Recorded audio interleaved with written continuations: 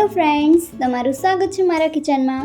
આજે આપણે બનાવીશું ઉનાળાની ગરમી માટે ઠંડુ ફ્રેશ ફીલ કરાવતું તરબૂચનું જ્યુસ। આ જ્યુસ માત્ર 10 મિનિટમાં બનીને તૈયાર થઈ જશે અને જો તમે એકવાર આ રીતે જ્યુસ બનાવશો તો તમે બહાર પીવા ક્યારેય નહીં જાઓ। તો ઉનાળાની ગરમીમાં ઠંડુ ફ્રેશ જ્યુસ માત્ર 10 મિનિટમાં તૈયાર થઈ જશે। તો ચાલો રેસીપી જોઈ લઈએ। તો એના માટે મેં મોટી સાઇઝનું લીલા કલરનું તરબૂચ લીધું છે। તો જ્યારે પણ તમે દુકાને તરબૂચ લેવા જાઓ તો આ રીતે ચોરસ કટ કરાવીને તેનું ટેસ્ટિંગ કરીને લેશો તો આકણીવાળું જે તરબૂચ હોય એ ખૂબ જ મીઠું અને એનું શરબત બહુ જ સરસ બને છે। તો તરબૂચની આપણે છાલ બહાર કાઢી લઈશું અને આ રીતે ચોરસ ટુકડામાં કટ કરી લઈશું। તમે જોઈ શકો છો આ રીતે મેં ટુકડા કટ કરી લીધા છે। હવે આ ટુકડાને આપણે મિક્સર જારમાં એડ કરીશું।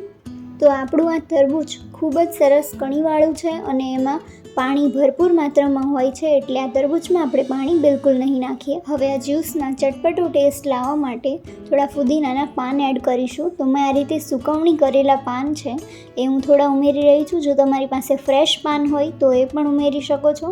ત્યારબાદ અડધા લીંબુનો રસ ઉમેરીશું અને મરીનો થોડો ભૂકો ઉમેર્યો છે, તેનાથી તેનો ટેસ્ટ ખૂબ જ સરસ આવશે। ત્યારબાદ 2 થી 3 ચમચી ખાંડ ઉમેરી દઈશું અને મિક્સર જારને બંધ કરીને તેને 2 થી 3 મિનિટ માટે ચલાવી લેશું, એટલે આ રીતે જ્યુસ બનીને તૈયાર થઈ જશે। સેમ આ જ પ્રોસેસથી આપણે બધા તરબૂચનું જ્યુસ બનાવી લેશું અને એક બાઉલમાં તેને ટ્રાન્સફર કરીશું।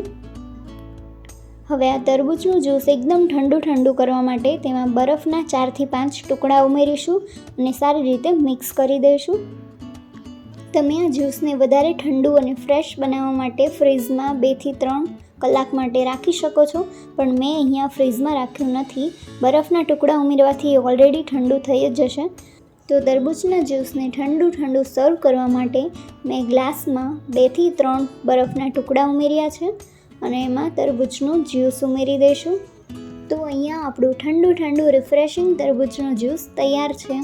તેને કાચના ગ્લાસમાં ઠંડા બરફ સાથે સર્વ કરી શકો છો। તો જ્યારે પણ તમારી ઘરે મહેમાનો આવે ત્યારે તમે આ ઠંડુ રિફ્રેશિંગ જ્યુસ બનાવીને આપી શકો છો। તો બહારથી કલરવાળી સોડા લાવવા કરતાં આ ઠંડુ તરબૂચનું જ્યુસ બનાવવું બેસ્ટ ઓપ્શન છે।